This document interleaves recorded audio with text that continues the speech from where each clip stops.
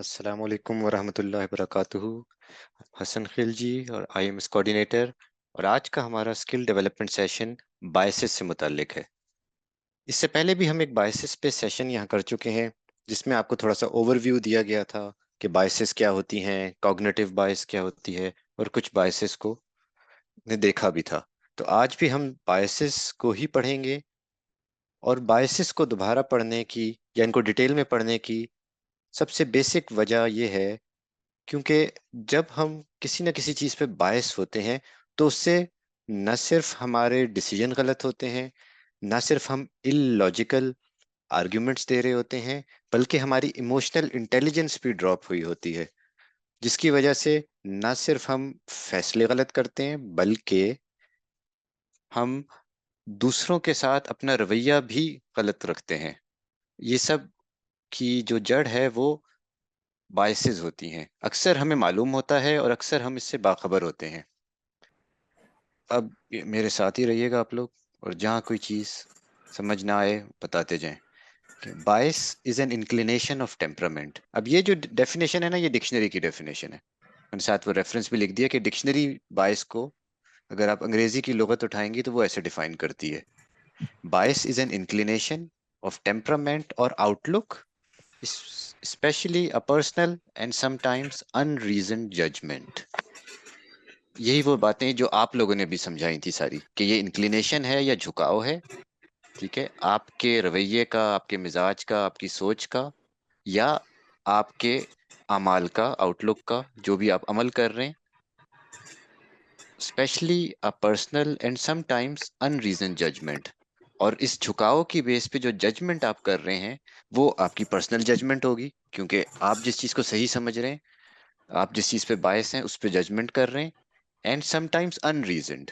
अच्छा, ये ठीक भी हो सकती है कहीं, ये बिल्कुल जरूरी नहीं है कि अगर मैं बायस होके या आप बायस होके कहीं फैसला कर रहे हैं तो फैसला हमेशा ही गलत होगा। हो सकता है आप जिस चीज पर बायस हो वही चीज फैक्ट भी हो, तो तब जो फैसला होगा वो ठीक होगा।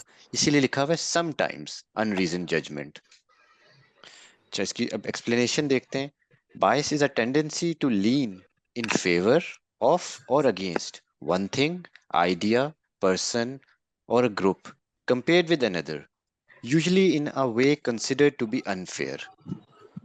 देखिए, अब इसमें इसका इफेक्ट कहाँ कहाँ आता है, कि आप किसी चीज के बारे में भी बायस हो सकते हैं, किसी आइडिया के बारे में, किसी शख्स, एक पूरे ग्रुप के बारे में, ठीक है, इन कंपैरिजन टू अदर। यानी दो आइडियाज हैं तो आप एक तरफ ज्यादा आपका झुकाव है, तो that is what biasness is. किसी एक शख्स की तरफ, एक ग्रुप की तरफ। और जिसमें की चीज है वो है usually in a way consider to be unfair. अगर आपका किसी एक शख्स या चीज या आइडिया की तरफ झुकाव है और वो सही भी है, तो फिर उसको आप बायसनेस नहीं कहेंगे। फिर तो वो, अगर कोई शख्स उस चीज की तरफ झुकाव नहीं भी रखता और वो लॉजिकली भी उसको सोचेगा, तब भी वो उसी डिसीजन पे पहुंचेगा जिस पे आप बायस्ड होके पहुंच रहे हैं। तो इसलिए यहाँ जो की चीज है, यानी इसका जो इफेक्ट है, वो तभी ज्यादा होगा जब आप उस बायसनेस या उस झुकाव या इंक्लिनेशन के अंडर अनफेयर फैसला ले रहे हो, अनफेयर जजमेंट कर रहे हो, या आपका रवैया जो है अनफेयर हो। अच्छा, सायरा और अब्दुल्ला, आप लोगों को समझ आया है? जी जी अब दोनों अनम्यूट है। जी जी बिल्कुल ठीक समझ आया है। चलें, हम किसी और को अनम्यूट करते हैं। आयशा, आप अनम्यूट हो। जी अस्सलाम वालेकुम। जी सायरा, अब आप भी अपनी डेफिनेशन थोड़ी सी बता दें। आयशा, जी जी आप भी अपनी बायस डेफिनेशन बता दें। जी जी, बायसनेस के बायस बारे में। बायस की डेफिनेशन मेरे ख्याल में तो जो आपकी प्री कंसीव्ड नोशंस होती हैं वो आपकी बायसेस होती हैं। और जो अभी आप लोगों ने ऐड किया है उसमें यह है कि बायस is kind of a negative word, मतलब इसकी नेगेटिव कॉनोटेशन है। क्योंकि जरूरी नहीं है कि हमेशा आपकी बायसेस गलत ही हो, मतलब आपके जो उनकी बेसिस जो है वो ठीक भी हो सकती हैं। Okay, now could you all see my screen? Ji Okay. Okay, we were on biases. Okay. मैं अपने आपका आखिरी का बिल्कुल सुना जो आप बता रहे थे। किसी एक कोई और भी रिपीट कर दे एक दफा। Let's say Gavit. Could you unmute? अस्सलाम वालेकुम। वालेकुम अस्सलाम। आप बताइए जरा हमें बायस क्या होती है? बायस एक्चुअली कोई भी ऐसा बिहेवियर, कोई भी ऐसा थॉट, कोई भी ऐसा परसेप्शन या कोई भी ऐसा एंगल जिसके बेस पे आप कॉग्निटिव शॉर्टकट्स फॉर्म कर देते हो ब्रेन्स में, ताकि आप इंफॉर्मेशन को क्विकली प्रोसेस कर पाओ और उनके बेस पे डिसीजन ले पाओ या किसी को एक जजमेंट पे पहुंच जाओ, उसको हम बायसेस कहते हैं।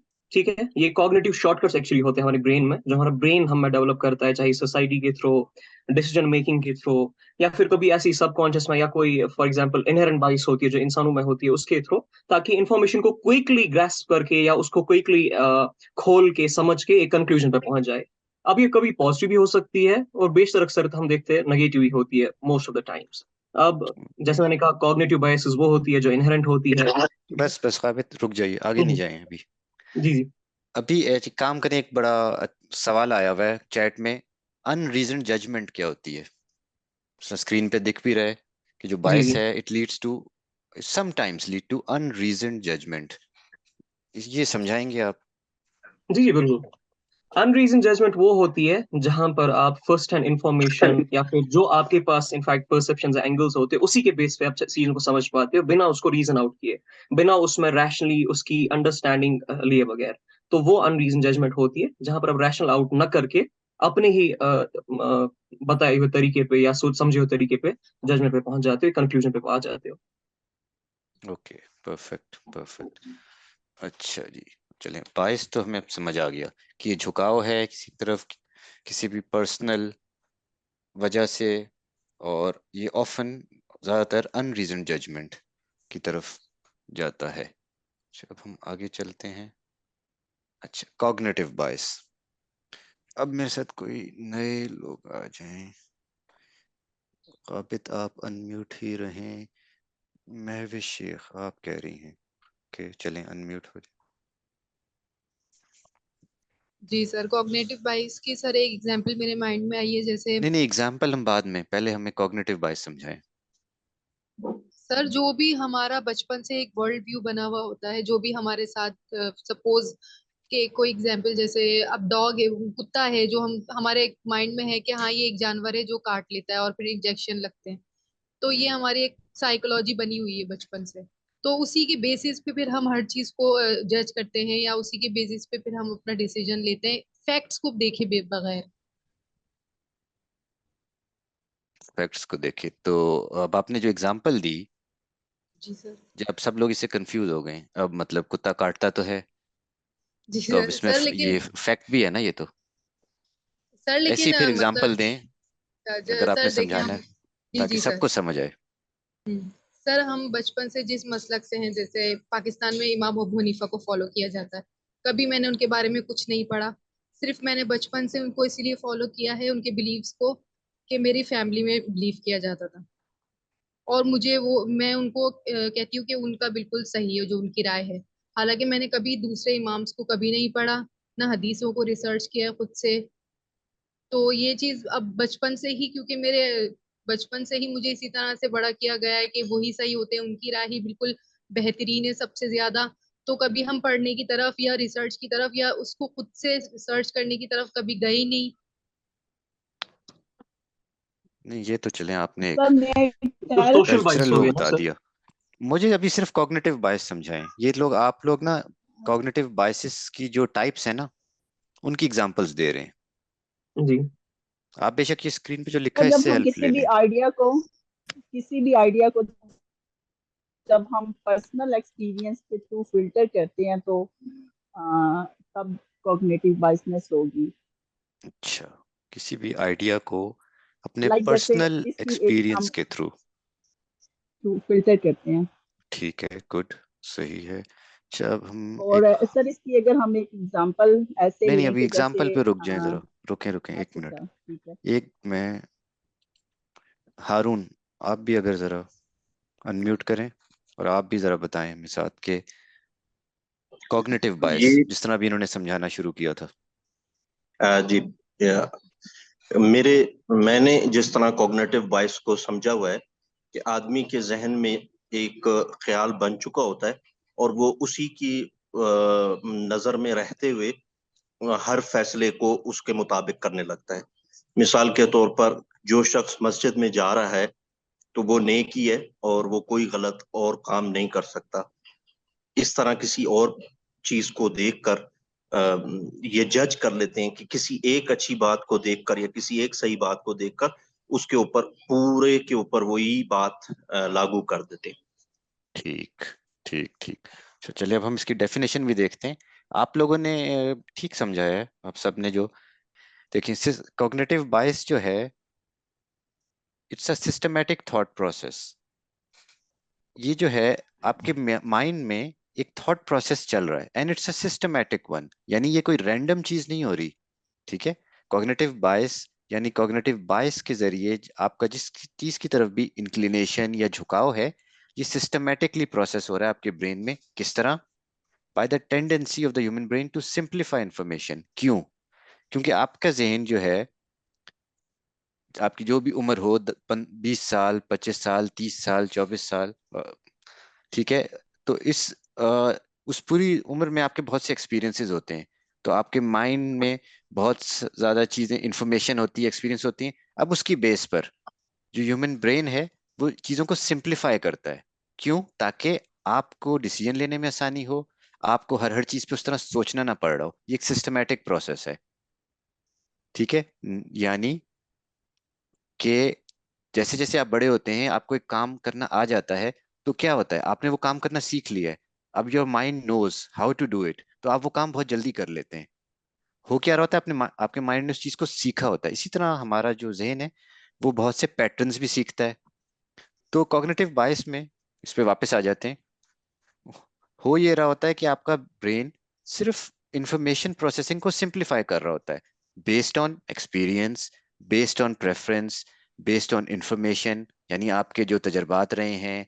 जिस तरह बहुत से लोगों ने एग्जांपल दी कि हम अगर एक खास तरीके से बड़े हुए हैं तो आप एक खास कल्चर का इम्पैक्ट है, आपके कुछ एक्सपीरियंस हैं लाइफ के, उसकी बेस पर कुछ आपकी पसंद नापसंद है, वो भी किसी ना किसी बेस पे बनी हुई है। उनकी वजह से जब आपका जहन चीजों को सिंप्लीफाई करता है तो उस सिंप्लीफिकेशन की वजह से अक्सर आपका डिसीजन बायस्ड हो जाता है।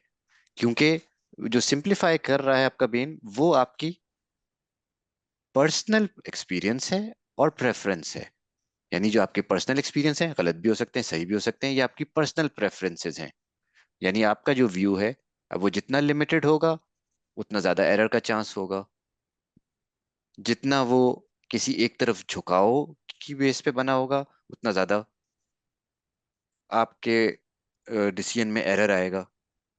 तो इसमें जो कीवर्ड्स हैं, अगर आप कॉग्निटिव बायस को देखें, सिस्टमैटिक थॉट प्रोसेस करता क्या है, ये सिंप्लीफाई इंफॉर्मेशन प्रोसेसिंग, और एंड पे जो इससे ये किस वजह से हो रहा है, और on the base of personal preference and experiences. आगे चलते हैं। The filtering process is a coping mechanism that enables the brain to prioritise and process large amount of information quickly. यानी वही चीज है जिस तरह अगर एक कंप्यूटर काम कर रहा है तो आपका जहन जो है, आपका दिमाग जो है, वो भी एक कंप्यूटर की तरह है। तो वो हर चीजों को प्रायोरिटाइज करने के लिए, जल्द से जल्द डिसीजन लेने के लिए कुछ चीजों को प्रायोरिटाइज करता है। उस प्रायोरिटी में वो पर्सनल एक्सपीरियंस और प्रेफरेंस की बेस पे जो फैसले हो रहे होते हैं, उनकी वजह से जो बायसेस पैदा होती हैं उनको कॉग्निटिव बायस कहते हैं। अच्छा, अब ये देखें किसी को समझ आ गया है। गाबित, आप ये एक्सप्लेन करेंगे बिल्कुल कॉग्निटिव बिल्कुल, बायस? एब्सोल्युटली। जी मैं यहाँ पर एक चीज ऐड कर दूं जो बहुत इंपॉर्टेंट है कॉग्निटिव बायस में। बायस मैंने आपको पहले ही बता दिया, शॉर्ट टर्म्स में सिंपल में समझने के लिए आप शॉर्टकट्स रखिए इनको जो ब्रेन करता है, ठीक है। कॉग्निटिव बायस में इंपॉर्टेंट चीज जैसे हसन भाई ने कही, सिस्टमैटिक थॉट प्रोसेस है। ये कोई रैंडम चीज नहीं होती है। ये ना एक इनहेरेंट इंसानों में चीज होती है, नेचुरल पाथवेज आपके ब्रेन के होते हैं, जिसकी बेस पे बहुत ज्यादा कॉम्प्लेक्स प्रोसेस जो है दुनिया के, उसको सिंप्लीफाई कर देता है, वो उसमें नेविगेट कर पाता है हमारा ब्रेन। ठीक है, तो इसका जो इन्फ्लुएंस है वो हम सब पे किसी ना किसी हद तक होता है। ठीक है, और मोर इम्पोर्टेंटली ये तभी इमोज हो पाते हैं जब हमारा ब्रेन प्रोसेस कर रहा होता है इंफॉर्मेशन को, या जजमेंट कर रहा होता है, या कंक्लूजन उसको फॉर्म करने होते हैं। और ये हमारी परसेप्शन को या तो डिस्टॉर्ट कर सकते हैं, या तो हमारी परसेप्शन को बहुत ज्यादा एग्जाम्पलीफाई कर सकते हैं। ठीक है, तो ये बहुत इंपॉर्टेंट चीज है कि नेचुरल सिस्टमैटिक पाथवेज होते हैं और हर एक के ब्रेन में होते हैं, जो आपको नेविगेशन में हेल्प करते हैं थ्रू आउट द वर्ल्ड। और फिर जितनी भी आपने एग्जांपल्स दी, वो तब हम दे सकते हैं जब हमें ये समझ आ जाए कि कॉग्निटिव बायस को जब इन्फ्लुएंस करके, चाहे सोशल मैकेनिज्म्स के थ्रू या बाकी मैकेनिज्म के थ्रू, वो सारी चीजें एक इंसान में आ सकती है। पर बहरहाल कॉग्निटिव बायस एक नेचुरल इनहेरेंट पाथवे हर इंसान में, वो समझना बहुत ज्यादा इंपॉर्टेंट है। अच्छा, अब अगर हम कुछ नए लोगों से बात करते हैं। ज़हरा अब्दुल सत्तार, आप अनम्यूट कीजिए।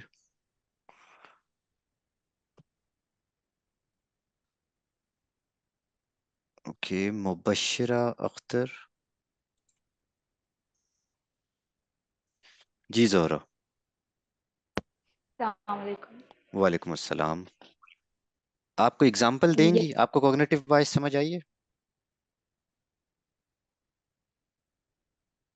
सर मुझे कॉग्निटिव बायस की इस तरह समझ आई है कि फर्ज करें जैसे कि हमारे पास एक शर्ट है और इसके अलावा और भी मतलब शर्ट्स है, और उनमें एक हमारी फेवरेट है, और मतलब तीन है हमारे पास और दो को हम नहीं ले रहे, एक हमारी फेवरेट है।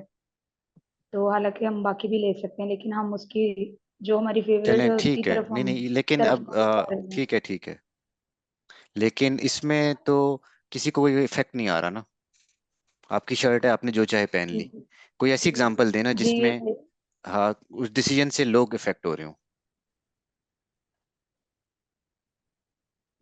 Sir I have just blurred in definition of cognitive अच्छा, चलें, बायसनेस की bias. कोई एग्जांपल दें कि जहाँ आप बायसनेस की ये एग्जांपल मैं दे सकूंगी कि जस्ट लाइक कि हमारे रिलेटिव्स है ना, तो पेरेंट्स या रिलेटिव्स के दरमियान कोई भी प्रॉब्लम्स क्रिएट हो जाते हैं, और जो चिल्ड्रंस हैं वो अपने रिलेटिव्स के को भी बहुत ज्यादा क्लोज होते हैं और पेरेंट्स को भी, लेकिन इन दोनों के दरमियान वो पेरेंट्स को जो है वो चूज करते हैं। तो ये मैं इसको समझती हूँ कि सही। चलें, इसमें जिससे से फिर हम निकाल पाते हैं। हाँ ठीक है। अगर वो बच्चे बड़े हैं तो ठीक है, बिल्कुल। ये भी एक तरह की बायसनेस है कि आप किसी एक शख्स की या दोस्त हो, मैं आपकी एग्जांपल को जी आगे मैं लेके या चलता हूँ कि अगर फ्रेंड्स कोई आपका दोस्त है, आप उसकी राय को ज्यादा तरजीह देंगे दूसरों के और मुकाबले में। ठीक है, दूसरों के मुकाबले में अगर जी बिल्कुल अगर फ्रेंड्स होते हैं तो फिर फ्रेंड्स में भी जो है वो बायसनेस आ जाती है। ठीक तो है। अब फ्रेंड्स एक के लिहाज से भी जो है हम तरफदारी करते हैं अपने फ्रेंड्स की, ठीक तो है, वो बायसनेस में आ जाती मोहम्मद फैज, अब आप अनम्यूट कीजिए।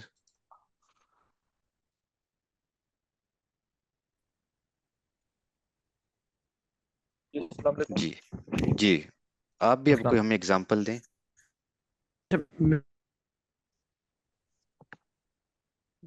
मेरा आपका क्वेश्चन इधर है, एग्जांपल अगर मैं, मेरा क्वेश्चन ये है कि कोग्निटिव बायसनेस जो आप कह रहे हैं, क्या ये अनकॉन्शियस है या कॉन्शियस है? क्वेश्चन मेरा है। ठीक है, ये मैं आपको बताता हूँ। पहले मैं किसी और से एक दफा एक एग्जांपल ले लूँ। मुबश्शिरा, आपने अनम्यूट किया था, आप एक एग्जांपल दें हमें। जी अस्सलाम वालेकुम। वालेकुम अच्छा, अस्सलाम। जो मेरे जहन में इसकी एग्जांपल आ रही है वो सिंपल, जो मुझे खुद भी बहुत ज़्यादा ये फील आती है कि जैसे हम किसी भी खातून को हम अबाए में देखते हैं, या हम मर्दों को दाढ़ी में और एक शलवार कमीज में, एक बहुत ही एक इस्लामी उसमें देखते हैं, तो हमारे जहन में सबसे पहले बस यही आता है कि ये एक बहुत अच्छे मुसलमान है और इनसे कोई गलती नहीं हो सकती, और हम उनकी किसी गलती को एक्सेप्ट भी नहीं कर पा रहे होते। अगर वो कुछ करते हैं तो वो हमें बड़ा यानी मुश्किल लगता है कि अच्छा ये इन्होंने ये कैसे कर दिया, क्योंकि आपने देखा है कि अक्सर लोगों के हाथ में मुसलसल तस्बीह भी होती है, उनका हुलिया भी बहुत ज्यादा इस्लामी होता है, लेकिन बिहेवियर नहीं होता। तो मैं समझती हूँ कि ये भी एक कॉग्निटिव बायसनेस की एक एग्जाम्पल है। ठीक है, ठीक है, ये सब बायसनेस की ही एग्जांपल हैं। अब हम आ जाते हैं उनके क्वेश्चन सर पर। मैं एक एग्जांपल दूं। जी जी, आप भी दें, चलें। सर, अगर हम फिलोसफर्स को देखें तो डिफरेंट जो फिलोसफर्स होते हैं वो भी बाइस्ड होते हैं अपनी फिलोसफी में, ठीक है। और अगर हम यहाँ पे रसल्स की एग्जांपल लें, अगर हम उसके जो फिलोसफी एंड पॉलिटिक्स, अगर उसका जो ऐसे है उसको हम देखें तो उसमें वो क्योंकि ही वाज एन अमेरिकन, ठीक है, तो वो वैसे तो वो प्रमोट कर रहा है वहाँ पे फिलोसफी एंड पॉलिटिक्स में हिगेलियन फिलोसफी को, ठीक है, जैसे हिटलर, लीनिन वगैरह जो है टोटलिटेरियनिज्म की जो फिलोसफी है उसको वो कर रहा है। लेकिन जब अपने अगले ऐसे पे वो आता है the future of man Shazia, आपकी टाइम पे, तो जिसमें आवाज वो आके चली। कहता है कि और के नतीजे में वन वर्ल्ड गवर्नमेंट बनती है। जी अच्छा शाजिया, सर, आपने आ रही है बहुत, अब आवाज? जी जी आवाज आ रही, लेकिन आपने बहुत कॉम्प्लिकेट कर दिया लोगों के लिए। इसको आसान लफ्जों में क्या समझाएं, आसान लफ्जों में और छोटी एग्जांपल, सर? 2 जुमलों में। चलें, छोटी एग्जांपल हम ये लेते हैं कि जैसे अगर हम फर्ज करें कि कोई बच्चा है वो स्कूल में देखता है कि बच्चे जो हैं घर में उसका उस तरह का मतलब नहीं है उसका सेटअप, लेकिन स्कूल में वो देखता है कि बच्चे मुख्तलिफ बच्चे जो हैं वो हॉलीडेज करते हैं, छुट्टी करते हैं, तो वो बच्चा जो है वो उनकी तरफ देख के अपना एक रवैया अपना लेता है, तो उसको भी हम कॉग्निटिव बाइसनेस में करेंगे कि मतलब जो माहौल से अडॉप्ट करके हम लोग करते हैं। ठीक है, ठीक है। अच्छा, पहले मैं उनके क्वेश्चन आया था कि क्या ये कॉन्शियस होती हैं या अनकॉन्शियस होती हैं, ठीक है। इसके लिए Sometimes sir let it is me, conscious and sometimes it is unconscious. ठीक है, परफेक्ट, परफेक्ट, यही जवाब था इसका बिल्कुल। अब मैं, चलें किसी और को हम अनम्यूट करते हैं। अंबर, आप लिख रही हैं, ओके, आप हमें। अस्सलाम वालेकुम। वालेकुम अस्सलाम जी। मेरे ख्याल में कॉमनली अगर हम सोसाइटी में देखें तो जब हमारे यहाँ किसी के यहाँ भी एक बेटा पैदा होता है तो उसकी खुशी का लेवल या एक्साइटमेंट का लेवल एक मतलब वहाँ पे एक नेचुरली बाइसनेस आ जाती है कंपैरेटिवली जब लड़की पैदा होती है, स्पेशली वो सेकंड या थर्ड चाइल्ड हो तो वो एकदम कहते हैं ओह अच्छा लड़की हुई है, लड़का हो तो मीन्स लाइक ओ वाह अच्छा माशाल्लाह बहुत मुबारक हो दोबारा बेटा हुआ है। ठीक है, ठीक है, किसी एक खास इवेंट की तरफ बायसनेस, ठीक है। अच्छा, अब मैं जरा उस सवाल को दोबारा क्लैरिफाई कर दूं आगे बढ़ने से पहले।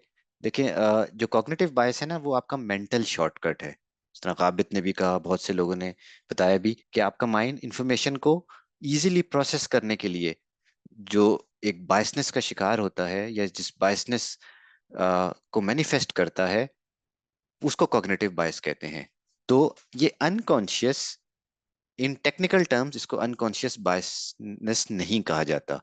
जो अनकॉन्शियसनेस या इमोशनल बायसनेस होती है, वो स्नैप जजमेंट के तौर पे हो रही होती है। जब आप किसी भी एक मोमेंट पे कोई काम कर रहे हो जहां एक पूरा थॉट प्रोसेस ना आया हो। कॉग्निटिव बायस हमेशा कॉन्शियस बायस ही होती है। हमें उसका क्यों नहीं पता चल रहा होता, ठीक है, क्योंकि हमारा माइंड क्विकली प्रोसेस करके हमारा काम आसान करने के लिए हमें रिजल्ट दे रहा होता है। तो इन लिटरेरी वर्ड या इन डेफिनेशन में कॉग्निटिव बायस को हमेशा कॉन्शियस बायस ही कहा जाता है। हमें उसका क्यों नहीं अंदाजा हो रहा, या हम ना हमें अक्सर हम अनअवेयर क्यों उसको किए जा रहे हैं, क्योंकि हमने उस पर बिल्कुल भी क्रिटिकल थिंकिंग नहीं की, या हमने उसको बैठकर सोचा नहीं, क्योंकि हमारे माइंड ने काम आसान करने के लिए उस बायसनेस का सहारा लिया है। कि अब हम अगर आगे चलें, कॉग्निटिव बायस की टाइप्स, क्योंकि आप लोग जो सारी एग्जांपल्स देते हैं वो ऑफ कोर्स किसी ना किसी टाइप की होगी, तो अब अगर हम इसकी टाइप्स पढ़ लें। अच्छा, ये तमाम कॉग्निटिव बायस की ही टाइप हैं, और इन सब से होता क्या है, आपकी इमोशनल इंटेलिजेंस रिड्यूस हो जाती है, और जब इमोशनल इंटेलिजेंस रिड्यूस होती है तो आप हमेशा गलत फैसला करते हैं, बुरा फैसला करेंगे, अक्सर नुकसान होगा आपको, लोगों को जिनके लिए आप फैसला कर रहे हैं या जिनके साथ आप इंटरेक्ट कर रहे हैं। तो ये कौन कौन से हैं, उनकी टाइप्स हैं। अब यहाँ बहुत सारी टाइप्स लिखी हुई हैं, ठीक है, इनके नामों से आपने परेशान नहीं होना, हमको वन बाय वन सबको एक्सप्लोर करते जाएंगे। Fundamental attribution error, confirmation bias, hello and horn effect. सबसे पहले हम हेलो और हॉर्न इफेक्ट पढ़ेंगे क्योंकि ये सबसे ज्यादा इंपॉर्टेंट है, और बाकी भी हम आहिस्ता आहिस्ता कवर करेंगे। अच्छा जी, महवेश का क्वेश्चन है कि ये कॉन्शियस कैसे होती है, समझ नहीं आया। ओके, कौन समझाएगा इनको कि कॉग्निटिव बायस को हमने कॉन्शियस बायस क्यों कहा है? अच्छा, अहमद अजहर साहब, आप अभी तक नहीं बोले थे। आप अस्सलाम वालेकुम। वालेकुम अस्सलाम। ऐसे है कि कॉग्निटिव बाइसेस, पहले तो कॉग्निशन को समझे, ये एक आपकी अवेयरनेस है, ये आपकी अवेयरनेस में बाइसेस होती हैं। अब जैसे हसन भाई ने जैसे बोला कि टेक्निकली आप इससे अवेयर नहीं होते, सो यू कैन नॉट से कि इट इज अनकॉन्शियस। कॉन्शियसली ये इसलिए होती है क्योंकि because it is biases in your awareness. मैं एक छोटी सी एग्जांपल दूंगा। अगर आपको मैथ का कोई भी प्रिंसिपल नहीं पता, कोई भी रूल नहीं पता, और मैं कहूँ कि 2+2 = 4, और आपको सिर्फ इतना ही पता है कि 2+2 = 4, लेकिन ये नहीं पता कि 8 - 4 = 4 या 8/2 = 4, but you stick to only one point के only 2+2 is the 4, because you only know that thing, because it is only this thing in your awareness. That there comes the cognitive biases, because it is the biases in your awareness. क्योंकि you just find the shortcut, you are not open to explore the things. तो उस जगह पे I hope कि आपको ये point clear हुआ है कि कोग्निटिव बाइसेस कहाँ पे आ रही होती हैं। तो कॉन्शियस इसलिए होती हैं ये, technically these are not conscious. आप कॉन्शियसली डिसाइड नहीं कर रहे होते कि बाइस आ रही है। ये जो ये जो एक्शन हो रहा है, दैट इज कॉन्शियस एक्शन। ठीक है, परफेक्टली एक्सप्लेन्ड। यानी आप उससे अवेयर नहीं हैं, लेकिन आपका माइंड जरूर कॉन्शियस है। आपका माइंड अनकॉन्शियस नहीं है। आपका माइंड ही तो आपको ये सारा फैसला करके दे रहा है। आपका माइंड ही वो मेंटल शॉर्टकट लगा के आपका काम आसान कर रहा है। ठीक है, तो इसलिए इसको कॉन्शियस बायस कहते हैं, इसलिए इसको अनकॉन्शियस नहीं कहते, ये वजह है। ठीक है, इसमें आपको ज्यादा परेशान होने की जरूरत नहीं है। ये सिर्फ एक टेक्निकल उसकी वो है। जो इंपॉर्टेंट चीज है वो ये कि आप बायसेस से अवेयर हो। लेट से चाहे वो इमोशनल है या कॉग्निटिव है। कॉग्निटिव हम इसलिए पढ़ रहे हैं क्योंकि इससे आपका माइंड एक सिस्टमेटिक प्रोसेस से कर रहा होता है, तो आपको लग रहा होता है कि बिल्कुल ठीक है। जो इमोशनल है ना, वो तो आपको कुछ अरसे बाद खुद अंदाजा हो जाता है कि मैंने उस एक इमोशन के ताबे आके बहुत ही गुस्से में एक काम किया है, तो उस वक्त तो मैं बायस हुआ था क्योंकि मैं सोच ही नहीं रहा था। ठीक है, लेकिन जो कॉग्निटिव बायस होती है, वहां आप सोच समझ कर फैसला कर रहे होते हैं अपने हिसाब से। आपका माइंड आपको पूरा एक थॉट प्रोसेस से गुजार के आपको एक दे रहा होता है, उसको आप गलत समझ नहीं रहे होते। इसलिए ये ज्यादा जरूरी है इसको आइडेंटिफाई करना। अच्छा, अब हम वन बाय वन इनको देखते हैं।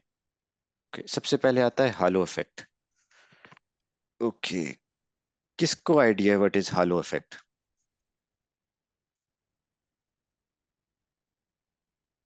से ओके, गाबित से कोई और शख्स को अगर अच्छा नहीं पता, चलें ठीक है।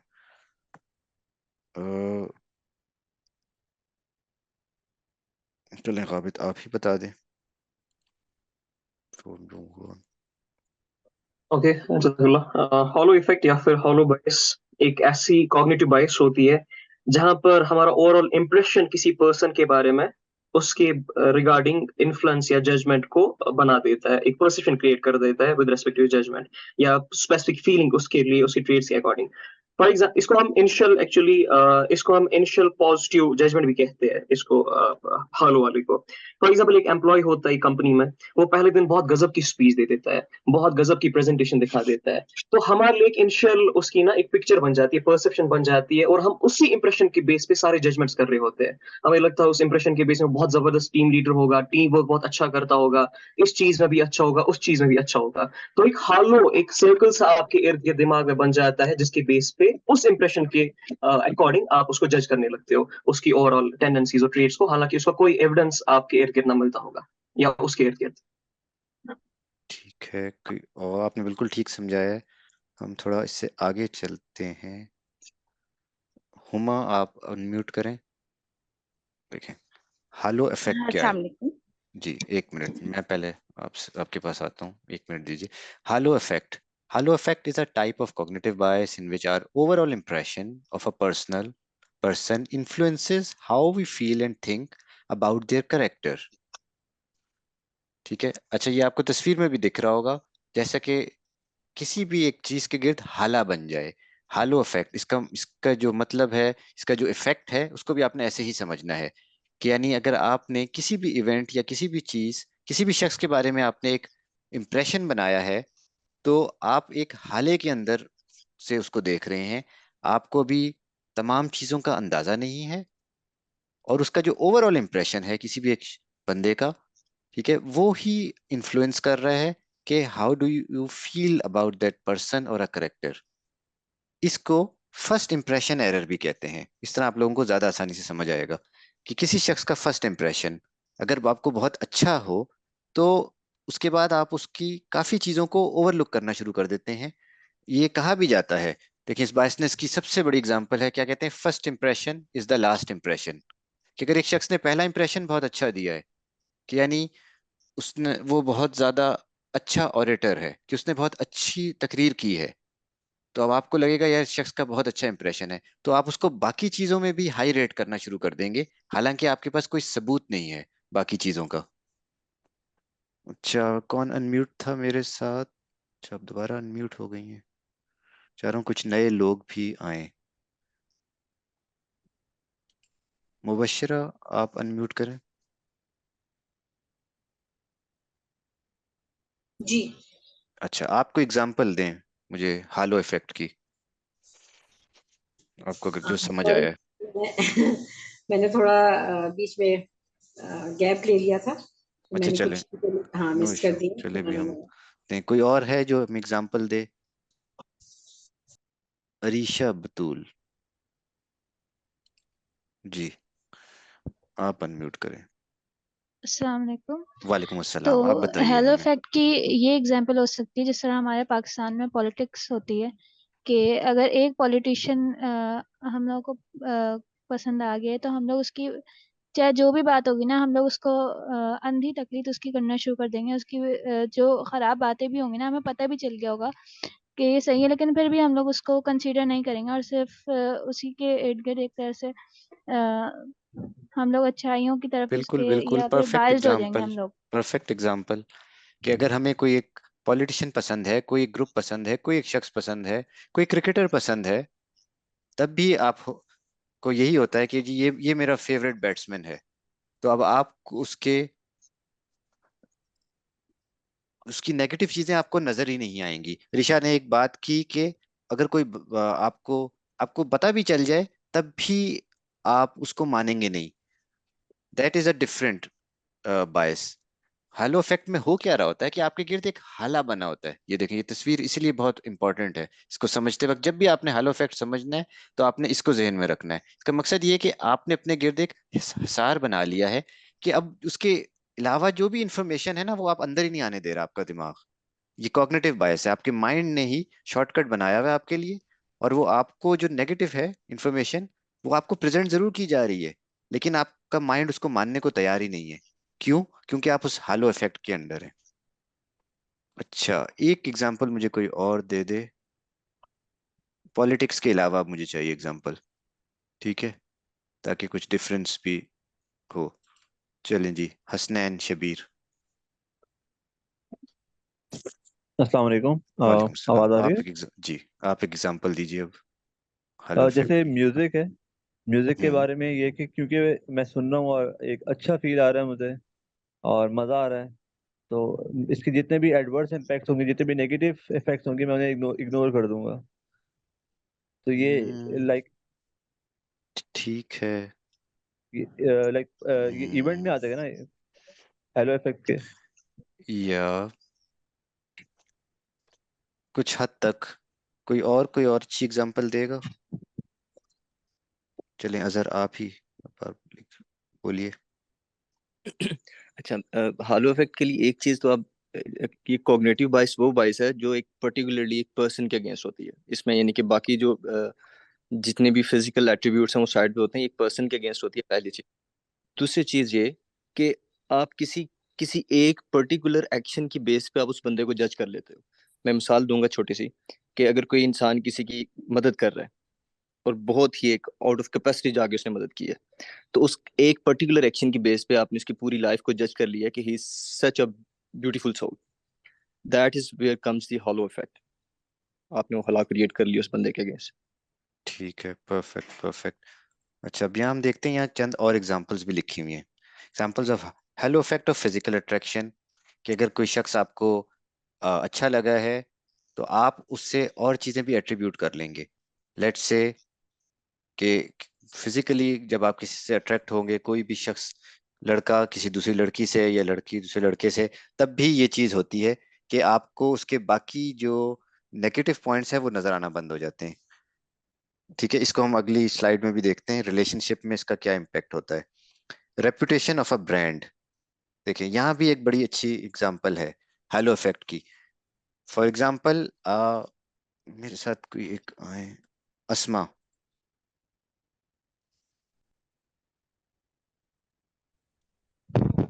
Yes sir. अस्मा, आप अनम्यूट करेंगी?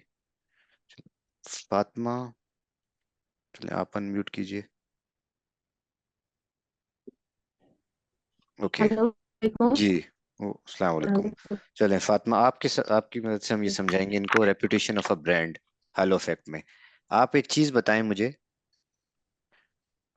कि दिस इज जी जी, अच्छा अस्मा आप भी हैं, चलें एक वक्त में एक बोलें। अस्मा चलें पहले आपके साथ करते हैं ये। चलें अस्मा, आप रेपुटेशन ब्रांड में हम समझते हैं कि जैसे किसी ब्रांड के को हम पसंद करते हैं, लाइक अगर हमें वुडलैंड पसंद है या हमें प्रोवोक चलें पसंद इस है, तरह इस आप तरह से एग्जाम्पल दें कि आपके पास स्त्री किस ब्रांड की है। जी, सपोज कीजिए हम किसी ब्रांड को पसंद करते हैं, उसके शूज पसंद करते हैं या उसके पर्स पसंद करते हैं, और हम उस पे नहीं उसको नहीं नहीं उसको नहीं, उसकी एक हर। मिनट, हम एक मिनट अस्मा, मैं आपसे, मुझे सुने। आपके पास स्त्री है घर में? यस। आयरन किस ब्रांड की है? फिलिप्स। फिलिप्स की, ठीक है। अब अगर आपके पास वॉशिंग मशीन है, सपोज वो यस। भी फिलिप्स की है, और ओके। आप उससे खुश हैं, ठीक है। हम्म। अब अगर आपको एक नया इलेक्ट्रॉनिक्स लेना है, लेट्स से आपने फ्रिज लेना है, ठीक है, या एयर हम्म। कंडीशन लेना है, तो जो रेपुटेशन ऑफ ब्रांड है वो करेगा क्या कि आपका जो अपना एक्सपीरियंस है इस इस सिचुएशन में, ठीक है, वो करेगा कि आप कहेंगे भाई फिलिप्स की जो चीजें हैं वो बड़ी अच्छी होती हैं, कि आपका माइंड आपको ये बार हम्म। बार सिग्नल देगा। वो क्यों देगा? क्योंकि आपके पास उसकी एक दो एग्जांपल हैं। अब आपको ये नहीं पता कि फिलिप्स का फ्रिज भी क्या अच्छा होता है या नहीं, आपने किसी से पूछा नहीं, आपने उस पर रिसर्च नहीं की कि भाई वाकई ही फिलिप्स का फ्रिज भी अच्छा है या नहीं, लेकिन आपने उस रेपुटेशन की बेस पर, अब ये रेपुटेशन बनी हुई है आपके अपने यूज पर। ये रेपुटेशन इस तरह भी बनती है कि जो लोग आपको बताते हैं, कि आपके फ्रेंड्स ने आपको बताया कि भाई ये बहुत अच्छा है, ये मैं यूज करता हूँ, तो ये ब्रांड बड़ा अच्छा है। अब आपने वो उस ब्रांड के बारे में सुना, तो अब जब भी आप उसको देखेंगे तो उस रेपुटेशन के अंदर आप एक हेलो इफेक्ट में वो डिसीजन लेंगे। तो इसको, हम्म। इसी को जो ब्रांड्स हैं वो ब्रांडिंग में यूज करते हैं कि जी नाम, नाम ही काफी है, हालांकि अब उसमें yes. This is yes. Where halo effects comes. अच्छा, एक, अब मैं, फातिमा आप भी अनम्यूट थी मेरे साथ। जी जी। अच्छा, अब ये नेक्स्ट एग्जांपल है पेरेंटल एटीट्यूड टुवर्ड्स चिल्ड्रन। इसमें ये आप समझाएंगे, आपको समझ आया कि ये इसमें हेलो इफेक्ट कैसे आ सकता है, जो पेरेंट्स का एटीट्यूड है पेरेंट्स का एटीट्यूड अपने बच्चों के बारे में।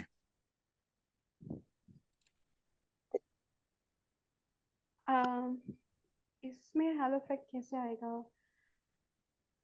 अच्छा हाँ, अगर आपका बच्चा, वैसे मैं खुद बच्ची हूँ भी तो, लेकिन अगर आपका बच्चा अ, आपके बच्चा बहुत ऑनेस्ट है, वो हमेशा सच बोलता है। जैसे मेरे मेरे फादर जानते हैं कि वो हमेशा मेरा नाम लेते हैं फातिमा, झूठ नहीं बोलती है, हमेशा सच बोलती है। वो हमेशा अपने मतलब मेरे बाकी बहन भाइयों से जब इनकी शिकायत लगाती हूँ, अच्छी बात नहीं शिकायत करना, लेकिन मैं अपनी एग्जांपल दे रही हूँ। मैं कभी भी इनकी शिकायत लगाऊं तो हमेशा कहते हैं कि अच्छा इसने ये बोला है, अच्छा इसने सच बोला है। अब अगर मैं कभी झूठ भी बोल दूंगी तो वो इस बात को सच समझेंगे। ठीक है, बिल्कुल अच्छी एग्जांपल दी आपने, बड़ी डेप्थ में जाके दी। अपनी और एग्जांपल दी। जी जी, बिल्कुल ठीक है एग्जांपल, कि जो पेरेंट्स का एटीट्यूड है वो भी अपने बच्चों की तरफ बाइस्ड होगा, और ये नॉर्मली होता भी है। आप आपको अपने बच्चे बुरे नहीं लग रहे होते, दूसरों के बच्चे बुरे लगते हैं। छोटी सी एग्जांपल, छोटे बच्चे को देख लें। अभी हम बड़े बच्चे पे जा ही नहीं रहे जहाँ कोई झूठ सच की बात आए। 2-3 साल का बच्चा है, ठीक है, वो बच्चा बहुत उछलता कूदता है। ठीक है, जब आपका अपना बच्चा है तो लोग कहते हैं बहुत ही एक्टिव बच्चा है। जब किसी और का बच्चा ये कर रहा हो तो लोग कहते हैं यार ये बच्चा तो एक लम्हे भी सुकून में नहीं रहता। तो ये आपका जो हेलो इफेक्ट है अपने बच्चों की तरफ, हालांकि और ये लॉन्ग टर्म में भी मैनिफेस्ट होता है कि जब बच्चे बड़े भी हो जाएं, ठीक है, अगर वो, अब छोटे बच्चे का तो कोई उसमें ताल्लुक ही नहीं है ना बुरा होने का या बुरा लगने का या उससे कोई गलत काम होने का। जब बच्चे बड़े हो जाएं, ठीक है, जब वो बच्चे नहीं रहते, तो तब भी पेरेंट्स उनकी तरफ बायस्ड रहते हैं।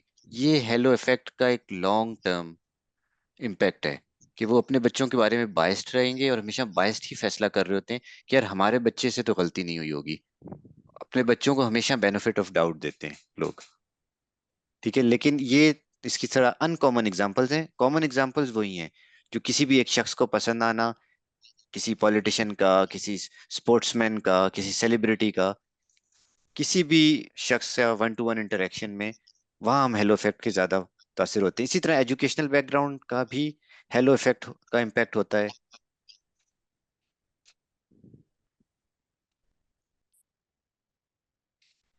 कि अगर हमने किसी का एजुकेशनल बैकग्राउंड सुना या पढ़ा।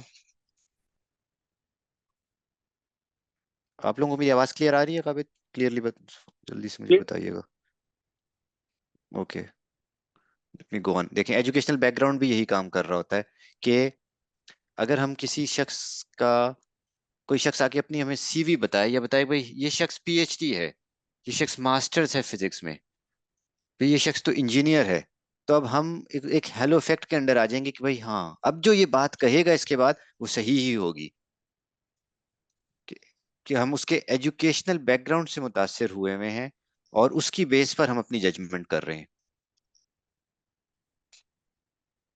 अच्छा, हेलो इफेक्ट की एक बड़ी इंपॉर्टेंट केस स्टडी रिलेशनशिप में। In the beginning of a relationship everyone is on their best behaviour. This can create a very favourable impression of a person. जब भी कोई रिलेशनशिप होता है, सबसे आसान एग्जांपल है समझने के लिए, जी, फिजिकल अट्रैक्शन, उमर फारूक ने लिखा है, वो समझ नहीं आया। इसको मैं आसान एग्जांपल में समझाता हूँ।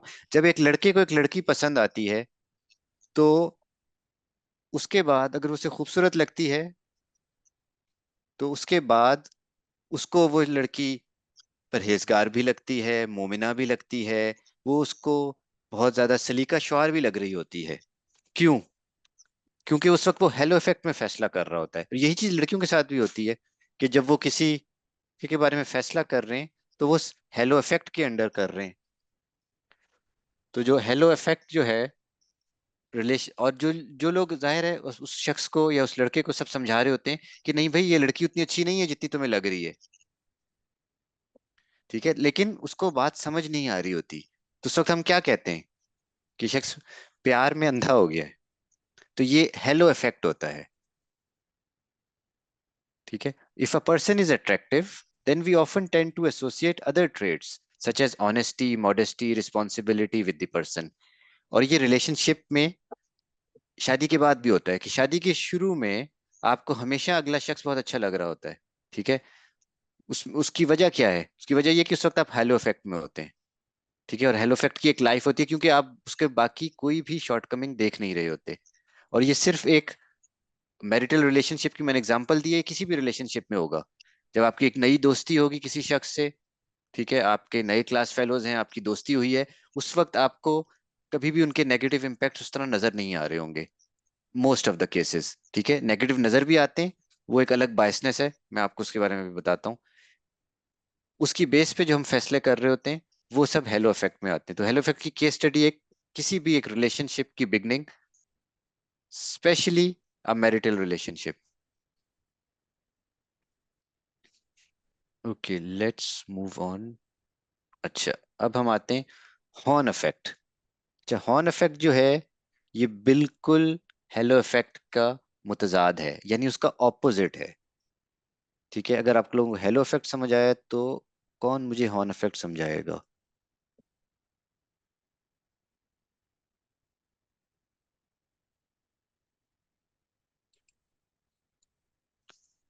उमर मूसा, आप अनम्यूट करें, आपका हैंड रेज है जी। अस्सलाम वालेकुम वरहमतुल्लाहि वबरकातुहू। वालेकुम अस्सलाम। आप हमें हॉर्न इफेक्ट समझाएंगे? ये हेलो इफेक्ट का बिल्कुल ऑपोजिट होता है। जी, ये बिल्कुल हम किसी का ऐसे होता है कि किसी का अगर हम नेगेटिव ट्रेट बाय एक्सीडेंट हम देखें, सपोज मैं एक मिसाल दे देता हूँ कि मुझे एक दोस्त ने एक दफा किताब दी है पढ़ने के लिए और हकीकत में मैं भूल गया। अब मैं अगर उसकी लाइब्रेरी में जाऊं तो वो मुझे कभी भी ट्रस्ट नहीं करता, वो कहता नहीं इधर ही पढ़ो, तो मैं आपको नहीं दे सकता बुक क्योंकि आप वापस नहीं करते हो। तो ये हॉर्न इफेक्ट है कि हालांकि मेरी ऐसी आदत नहीं है, मैं वापस कर देता हूँ।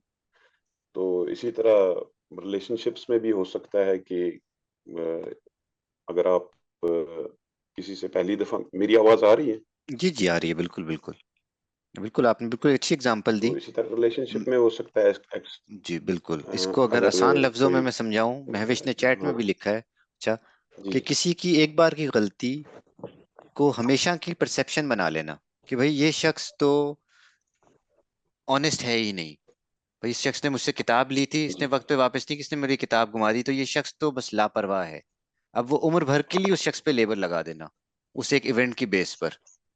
ये हॉर्न इफेक्ट है कि किसी भी, जिस तरह हेलो इफेक्ट में किसी एक अच्छी बात से इंप्रेस होके आप उसकी बाकी तमाम चीजों को भूल जाते थे, इसी तरह यहाँ आप किसी की एक नेगेटिव बात को, उसके नेगेटिव एट्रीब्यूट को देखकर, एक्सपीरियंस करके उसकी तमाम अच्छी बातों को आप नजरअंदाज कर देते हैं और उस शख्स को आप नेगेटिव रेट कर देते हैं। ओके, क्या it's the exact opposite of hello effect? If our first impression about a person is negative, we tend to ignore his positive characteristics and concentrate only on the negative ones. Exactly. कि हम उसके तमाम positive चीजों को, हमें नजर आना ही बंद हो जाती हैं। ठीक है, और हमारा माइंड सिर्फ और सिर्फ उसी एक नेगेटिव चीज को रजिस्टर कर रहा होता है, या और ज्यादा नेगेटिव चीजें ढूंढने लग जाता है। तो जाहिर है कोई भी इंसान परफेक्ट नहीं होता। जब आपको किसी शख्स में मजीद नेगेटिव चीजें या कमियां, शॉर्टकमिंग्स, गलतियां मिल जाएंगी, जब आप सिर्फ उन्हीं को आपका माइंड ढूंढ रहा होगा, तो आपको मजीद नेगेटिव ही मिलने शुरू हो जाएंगे, तो आपकी ये बायसनेस और ज्यादा स्ट्रेंथन हो जाएगी।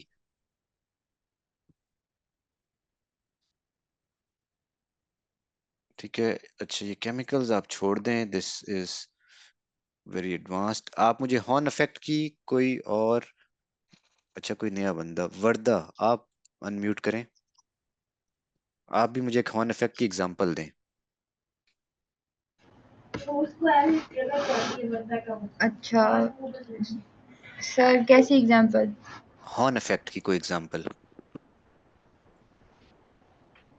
सर इसमें यही मुझे एग्जांपल यही पता है कि अगर हम किसी को कुछ गलत करता हुआ देखें तो फिर वो मान लेते हैं कि ये गलत ही होगा, हमेशा ये ऐसे ही करता होगा।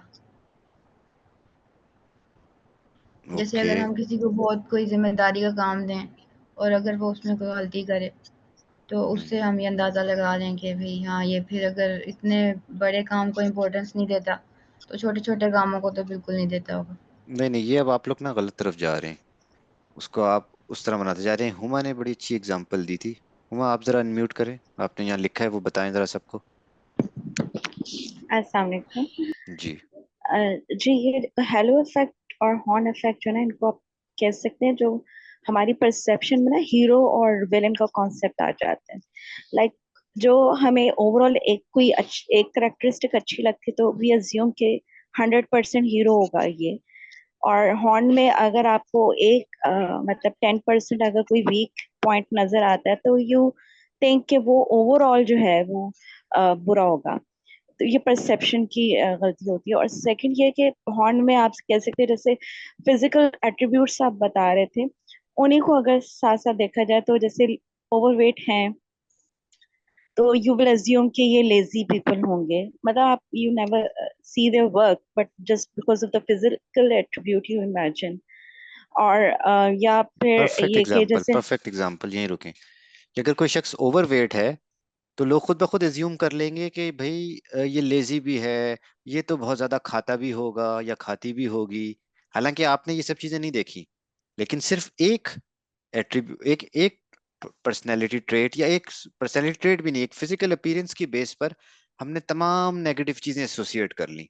जिस तरह हम हेलो इफेक्ट में तमाम पॉजिटिव चीजें एसोसिएट कर रहे थे कि अगर कोई शख्स हैंडसम है या कोई खूबसूरत है तो हम कहेंगे भाई ये तो बहुत केयरिंग भी होगा, ये बहुत ज्यादा अच्छी नेचर का इंसान भी होगा।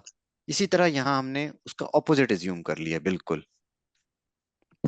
एंड इन सेम वे जैसे ब्रांड की आपने एग्जांपल दी, तो मोस्ट ऑफ आप एग्जांपल दे सकते हैं जैसे पाकिस्तानी लोग अपने ही प्रोडक्ट्स को यूज करना पसंद नहीं करते, ये भी कॉग्निटिव बायस है।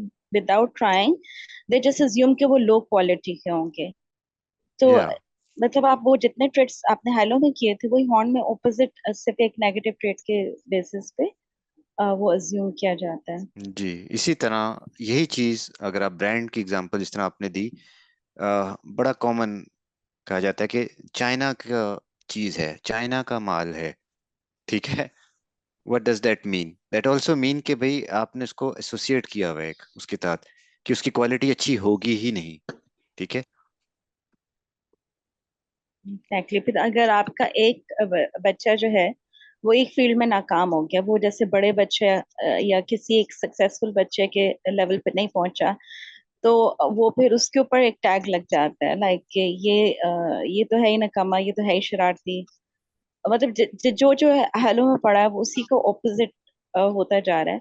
तो एजुकेशनल बैकग्राउंड में लाइक अगर कोई पीएचडी नहीं है तो वी अज्यूम कि वो इंटेलिजेंट भी नहीं होगा, या कोई अच्छी स्पीकिंग इंग्लिश जिसकी अच्छी नहीं है तो उसके इंटेलिजेंस के साथ उसको एसोसिएट कर लिया जाता है, specially in Pakistan spoken language जो है वो उसको ठीक एसोसिएट है, कर लिया जाता है। बिल्कुल परफेक्ट, थैंक यू। अच्छा जी, एक हम किसी और से बात कर लेते हैं, फिर हम देखेंगे इसको खत्म करने। अहमद जलील।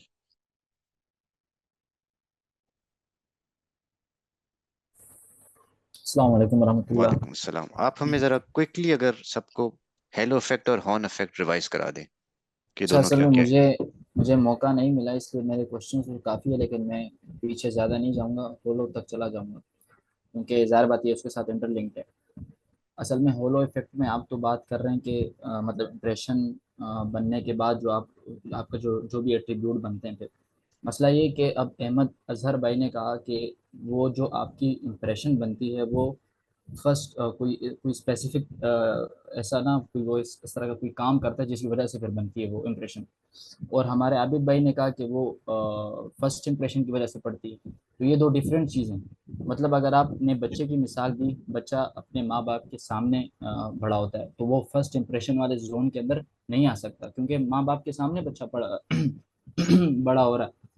तो अच्छा, आपका मुझे मसला क्वेश्चन है ये, तो फिर पहले क्वेश्चन पूछ ले, क्योंकि मैं चाह रहा था कि हाँ आप तो सबको क्वेश्चन रिवाइज यही है करा कि दें। आप हाँ क्वेश्चन आप पूछें चले ताकि। ठीक है। होलो इफेक्ट में जो इम्प्रेशन पड़ता है जिसके बाद से फिर हमें एक ऐनक लग जाती है और इसी ऐनक से हम उस बंदे को देख रहे होते हैं। अब वो जो इम्प्रेशन हमें पड़ा है वो इम्प्रेशन आया हमें फर्स्ट इम्प्रेशन की वजह से पड़ा है कि हमने पहली दफ़ा उसे देखा है। जैसे अगर मैं इसी माँ बच्चों वाली मिसाल को थोड़ा जनरेट करने की कोशिश करता हूँ कि अगर किसी भी पेरेंट के सामने अपना बच्चा हो तो फर्स्ट इम्प्रेशन नहीं हो सकता, क्योंकि वो तो शुरू से उसके पास है। हाँ, किसी दूसरे का बच्चा उसके सामने आया तो फर्स्ट इम्प्रेशन तब बनेगा। अच्छा, तो ये मैं है कि आपको समझाता हूँ यहाँ। पेरेंटल एटीट्यूड जो है ना, फर्स्ट इम्प्रेशन, हेलो इफेक्ट जो है ना, किसी भी एक माँ या बाप का पहला इंप्रेशन क्या होता है अपने बच्चे के बारे में, या आखिरी इंप्रेशन भी क्या होता है कि उनका बच्चा है भाई। ठीक है, उससे मोहब्बत है। ठीक है, ये फितरी चीज है, फितरी तकाजा है। ठीक है, तो उस फितरी तकाजे के अंदर ही पेरेंट्स अपने बच्चों की गलतियों को जस्टिफाई करते हैं, उस पर पर्दे डालते हैं। ये जो है ना, ये इसलिए नहीं हो रहा होता अक्सर कि वो बहुत बजिद हैं। ठीक है, या वो जिद्दी हैं, वो उस चीज को देख ही नहीं पा रहे होते। ये एक पेरेंटल एटीट्यूड टुवर्ड्स चिल्ड्रन जो है, ये हर एक का नहीं होता, ठीक है, लेकिन ये इसकी एक एग्जाम्पल थी। ठीक है, जस्ट एक डिफरेंट एग्जाम्पल देने के लिए आपको ये चीज समझाई थी। अच्छा, कोई, अच्छा आप म्यूट हो गए। मैं चाहता कोई अब इन दोनों को जरा समराइज कर दे। कौन है जो सबके लिए दोनों को समराइज करेगा?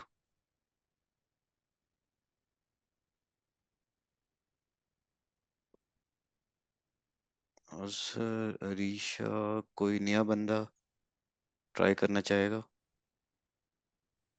उस्मान सिद्दीकी। उस्मान, आपका मुझे हैंड रेज नजर नहीं आ रहा ये ढूंढने में। Let me find you.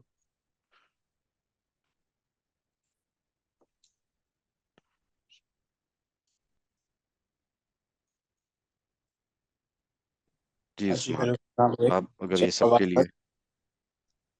अजीज, तो जो हेलो इफेक्ट था वो बेसिकली ये है कि आप किसी की कोई अच्छी ट्रेट देखते हैं और उसकी वजह से आप इम्प्रेस हो जाते हैं और आप उस बंदे की पूरी जो पर्सनैलिटी का परसेप्शन जो है वो एक अच्छे ट्रेट के ऊपर बना लेते हैं। और जो हॉर्न इफेक्ट है वो ये है कि आप किसी का कोई बुरा एट्रीब्यूट देखते हैं, कोई बुरी चीज़ देखते हैं और उस एक बुरी चीज़ के ऊपर आप अपना सारा पर्सपेक्टिव बना लेते हैं। तो जो हेलो इफेक्ट है उससे यानी मुझे एक ये रसूलुल्लाह सल्लल्लाहु अलैहि वसल्लम की लाइफ से एक इंसिडेंट याद आया कि जब वो मदीना में हिजरत करके गए तो एक जो जूइश मॉन्क था, मॉन्क उर्दू में कहेंगे ये मुझे सही नहीं पता, तो जूइश जो मॉन्क। उस्मान, अगर आप कोई आसान एग्जांपल दें लोगों के लिए, एवरीडे एग्जांपल अच्छा, फिलहाल, ताकि हम। सही सही। एवरीडे जो सबसे ज्यादा कॉमन मेरे हिसाब से आजकल एक इशू जो इसके थ्रू हम गुजर रहे हैं, जो वो रेसिज्म का हेलो इफेक्ट और हॉर्न दोनों आ सकता है कि थ्रू आउट यानी हम अपनी लाइफ में टीवी वगैरह पे देखते हैं तो सर्टेन नेशनैलिटी, सर्टेन रेसेस जो होती हैं उन्हें एक डिफरेंट एंगल से दिखाया जाता है, बुरे एंगल से। और जो दूसरी रेसेस होती हैं आजकल नहीं नहीं नहीं जनरली। नहीं, ये हम दूसरी तरफ जा रहे हैं। ये इन ग्रुप बायस होती है। अच्छा, नहीं जैसे आप किसी की कोई बंदा आता है, जैसे आप बैठे हुए हैं एक ऑफिस में तो एक दो बंदे आते हैं, एक बंदा किसी ऐसी रेस का हो जिसको आपने टीवी पे नहीं देखा कि नहीं नहीं, ये। इसको आसान करें, आसान करें ना। मुश्किल क्यों कर रहे हैं लोगों के लिए? दो बंदे आते हैं, एक बंदा। चलें इसी एग्जाम्पल अच्छा, से हम मैं दोनों आपको साथ चलते हैं, मैं आपको चलें बताता सही है, जाता हूँ, आप मेरी चलें सही मदद करें। ठीक है, आगे। तो फॉर एग्जांपल दो बंदे आते हैं, सही है। एक बंदा सूट पहन के आता है और एक बंदा शलवार कमीज में आता है और वो भी यानी गंदे हो, बिल्कुल साफ सुथरा ना हो। हाँ, तो ये परफेक्ट। तो सही है। बिल्कुल बिल्कुल, अब दो बंदे आए हैं, बिल्कुल। जी, एक परफेक्टली एग्जैक्टली ड्रेस्ड है, एक ने अभी मैले कपड़े पहने हुए हैं, ठीक है, या एग्जैक्टली।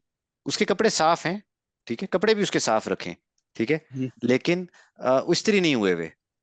तो अब जी फर्स्ट जी इंप्रेशन में अब आपने देखा है, तो अब जो उसके बाद अगर हम लोग उस पर बाइस्ड हो जाएं, ठीक है, जो कि नॉर्मली होते हैं, जी ठीक है, तो अब हम क्या करेंगे, ये देखें, किसी ने बड़ी अच्छी चीज भी लिखी है। सूटेड के बारे में परसेप्शन ये है कि ही इज इंटेलेक्चुअल, कि वो शख्स पढ़ा लिखा भी होगा भाई, चाहे वो पढ़ा हाँ लिखा अब ना हो। जी बिल्कुल ऐसे ही। तो ये उसको हेलो बात भी इफेक्ट। पता होगी, वो तमीजदार तहजीब वाला भी होगा। अब ये तमाम चीजें हम एट्रीब्यूट कर रहे हैं हमारा ज़हन, ये है हेलो जी इफेक्ट। जी जी, बिल्कुल ऐसे ही है। अच्छा, और इसी जो तरह के दूसरा हॉर्न बंदे इफेक्ट की एग्जांपल दें आसान। हॉर्न इफेक्ट की एग्जांपल जो है, मेरे हिसाब से जो बेस्ट एग्जांपल जो मुझे लगती है कि किसी कोई बंदा जो अपनी जैसे आउटवर्ड अपीयरेंस का बिल्कुल भी ख्याल ना रखता, जैसे बिल्कुल भी यानी बाल बहुत ज्यादा बने हुए ना हो, बंदे के यानी हेल्थ का ख्याल ना रखता हो, तो जनरली जब भी उसे कोई देखेगा तो उन्हें ये लगेगा कि ये बंदा लेजी है, ये बंदा ना ज्यादा पढ़ा लिखा होगा, ना इंटेलेक्चुअल है, यानी बेसिकली कोई ज्यादा हाई अचीवर नहीं है लाइफ में।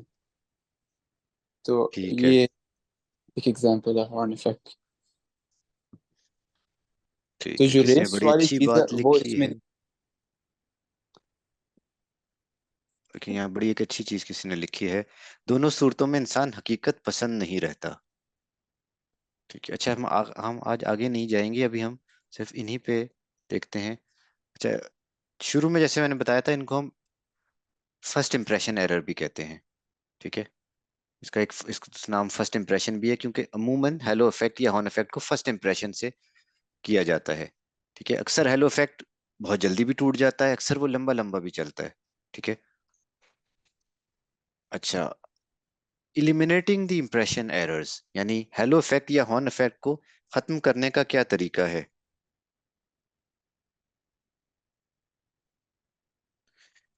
Shifting the perspective, reframing, feedback from a neutral party, पहले मशवरा फिर इस्तिखारा। उसकी लॉजिक पे हम बाद में आएंगे। अगर हम इस जो इमेज है इसको अगर आप देखना शुरू करें, ठीक है, इसको हम आराम से समझते हैं। एक तरफ हमें क्या लिखा हुआ है यहाँ, फैक्ट्स, ठीक है, दूसरी तरफ है halo and horn effect in social judgement.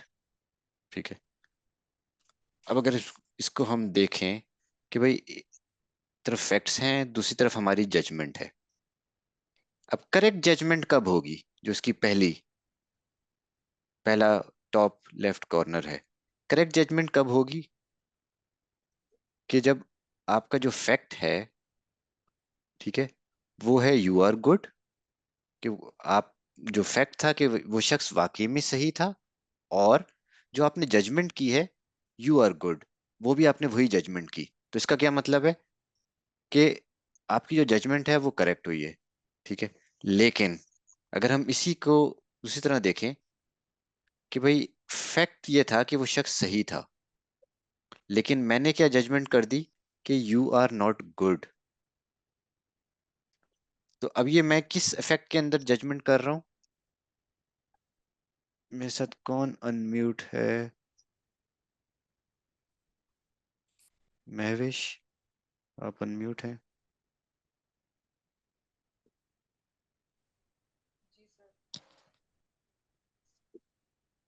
Sir जी, मैं एग्जाम्पल दूंगी सिंपल सी, कि एक शख्स है वो बहुत ही मतलब नेक है, सारे अच्छे काम करता है, मुत्तकी है। अगर उसने एक इवेंट में कहीं गैदरिंग में सेपरेटली कहीं ऐसे ही खुशी में कोई डांस कर लिया, कुछ इस तरह की चीज कर ली, और उसकी वो एक वीडियो है वो इंटरनेट पे वायरल हो गई, उसे मालूम ही नहीं। अब उसको अज्यूम कर लिया सबने कि ये उसकी सारी अच्छाई डिलीट कर दी, और बस अब उसका एक परसेप्शन बन गया सबके लिए कि ये तो है ही बुरा, इसको शर्म नहीं है, इसने ये हरकत करी, और बस वो अब एक बन गया सबका माइंडसेट। अच्छा, एक मिनट चलें, अब आप इसको आसान उसमें रखें ना। अच्छा, फैक्ट क्या था जो आपने बताया कि वो शख्स अच्छा था? जी, अच्छे काम आपका कर रहा है, मतलब जो माइक, वाकई में सिर्फ नमाज रोजे वाला नहीं, बाकायदा जो अमल में नहीं, अच्छा ठीक है, होता है। एक्सप्लेनेशन नहीं दे, एक्सप्लेनेशन नहीं दे। आपका माइक बहुत डिस्टर्ब कर रहा है। नहीं, सॉरी, इस तरह नहीं हम चल सकेंगे। सायरा, आप अनम्यूट करें प्लीज। जी। अच्छा, अ, इन्हीं की एग्जांपल को हम लेके चलते हैं कि भाई एक शख्स बहुत अच्छा है। ठीक है, आपको ये नजर आ रहा है मेरा कर्सर स्क्रीन पर? एक सेकेंड, नहीं मुझे नहीं नजर आ अच्छा चलें, ये यहाँ ये दिख नजर आ, रहा। जी अब नजर आ, अच्छा, फंडामेंटल एक्सप्रेशन अब एरर। नजर आ रहा है? जी अच्छा, यहाँ क्या लिखा हुआ है जी? वो यू आर गुड, ठीक है ना, जी, करेक्ट जजमेंट। और वो शख्स वाकई में भी अच्छा है। तो अगर आपने फैसला किया, जिस तरह उन्होंने बताया कि वो शख्स मुत्तकी, परहेजगार, लोगों की मदद करने वाला, तमाम काम सही जी करने वाला, और आपकी जजमेंट भी यही निकली है कि ये, तो आपने क्या किया, करेक्ट जजमेंट। ठीक है, यहाँ तो कोई इशू ही नहीं है ना, यहाँ तो कोई बायसनेस का ताल्लुक ही नहीं है। जो इन्होंने साथ एग्जांपल दी थी कि उसकी किसी एक चीज की वजह से, उसके किसी एक एक्ट की वजह से आपने उसकी तमाम चीजें माइनस करके जजमेंट दे दी, तो ये क्या है? अब आप किस इफेक्ट के अंडर हैं? हम हॉर्न इफेक्ट के अंदर है ना। आप हॉर्न इफेक्ट के अंदर हैं, ठीक है। अब अगर मैं इसके ऑपोजिट जाऊं कि भाई अब एक शख्स है वो अच्छा ही नहीं है, ठीक है, हम्म लेकिन आपने अगर जजमेंट दे दी, ठीक है, किसी एक वजह से कि ये बड़ा अच्छा शख्स है, उसकी एक एक आपने अच्छाई देख ली, या उसका आपने एक फर्स्ट इंप्रेशन में कोई ऐसा ट्रेट या ऐसी करेक्टरिस्टिक देखी जिसपे आपने डिसीजन ले लिया कि ये शख्स तो भाई बहुत अच्छा है। तो अब आप किस इफेक्ट में? हम हेलो इफेक्ट में हैं। हेलो लेकिन इफेक्ट में। मैं एक बात ये कहना चाहूंगी कि हम जो आपने एग्जांपल दी ना, इसी एग्जांपल पे एक मेरे माइंड में एक क्वेश्चन, एक बात ये आई है कि नॉर्मली हम इसी तरह लोगों को जज कर रहे होते हैं ना। हम कहते हैं कि ये है, तेज बोलता है, लोगों के ऊपर ताने भी करता है, लेकिन इसका दिल बहुत साफ है क्योंकि ये गरीबों की बहुत मदद करता है। हम मतलब इस तरह लोगों को जज करते हैं, तो ये कौन सा इफेक्ट आएगा? आई थिंक हॉर्न इफेक्ट आएगा, या ये कोई और बायस है? आप मुझे फिर से बताएं। आपने कहा कि मतलब ये शख्स, हाँ ये शख्स बहुत तेज बोलता है, ये शख्स ताने भी मारता है, ये शख्स बदतमीज भी है, लेकिन ये दिल का बहुत अच्छा है, जी, और ये तो क्योंकि लोगों की ये मदद भी गरीबों की करता है, ये जी, तो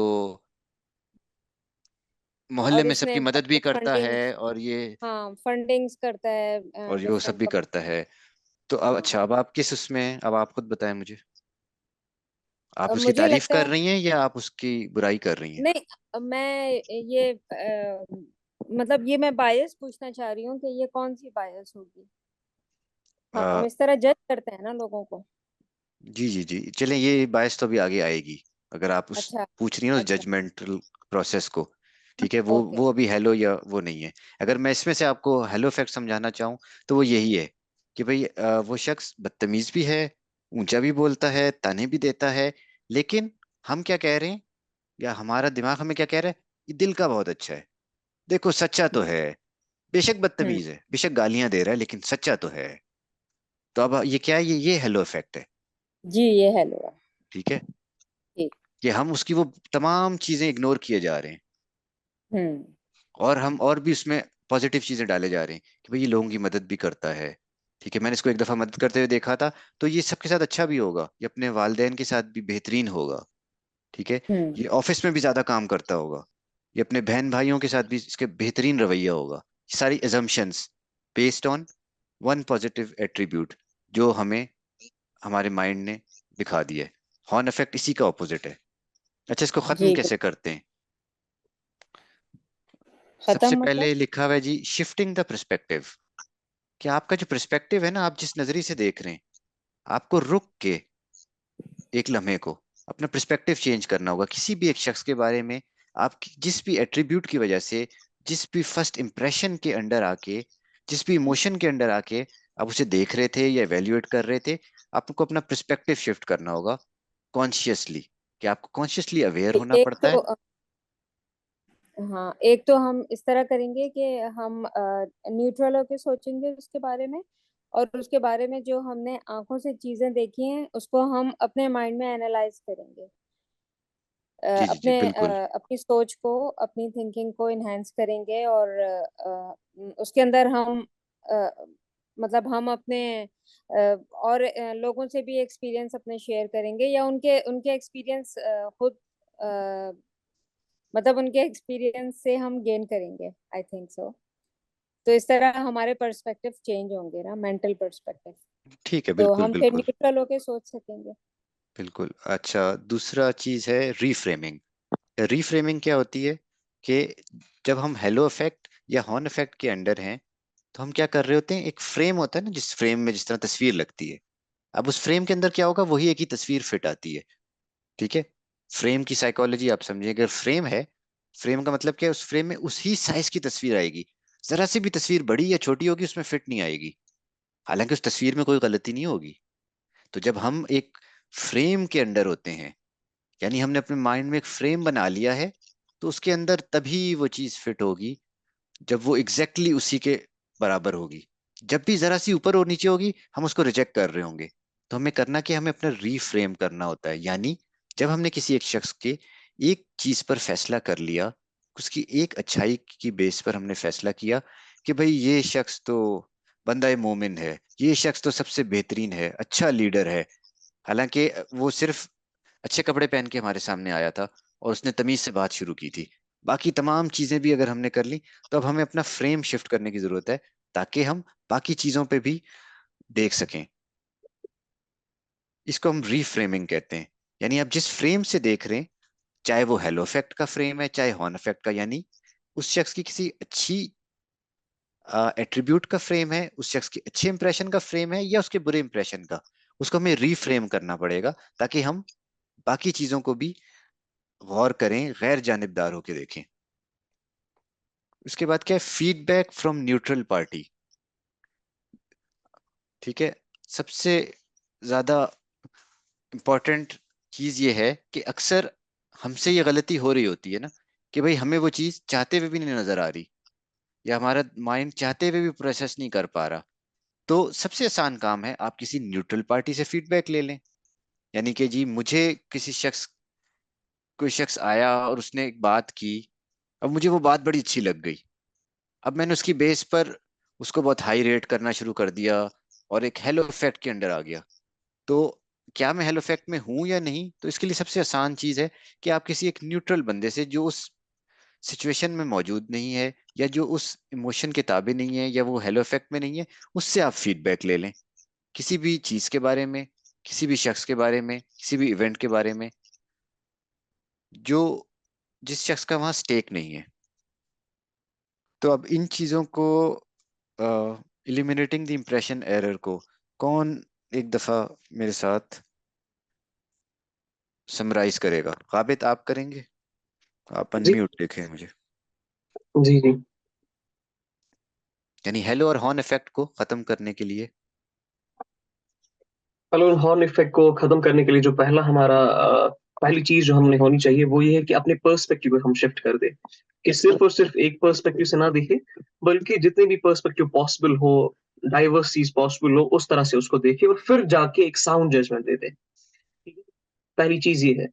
दूसरी चीज जो यहाँ पर हमने सीखी आज वो ये थी कि रीफ्रेम करना, कि आपके दिमाग में एक फ्रेम बन चुका है कि जहां पर एक पिक्चर है और उसको आप कट या माइनस नहीं कर पाते हो। अब जरूरी है कि आप इसको दूसरे फ्रेम से भी देखिए। ठीक है, फ्रेम में कुछ और चीजें भी ऐड करें या कुछ और चीजें नेगेट करके एक कंक्लूजन तक आके आप पहुंच जाए।